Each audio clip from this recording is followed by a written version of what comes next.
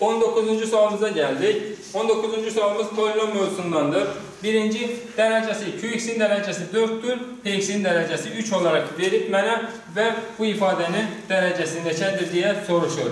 Birinci px'in derecesi 3 olduğunu bilirəm. O zaman x üstü 3'ün kvadratı derecesi 6'dır. Kuvvetler vurulduğuna göre kuvvetin kuvveti vurulduğu için 6'dır. İkinci taraftan qx'in derecesini bilirəm. Qx'in derecesi de 4'tür. X üstü 4'ün ikinci kuvveti. Bu da beraberdir x üstü 8'e.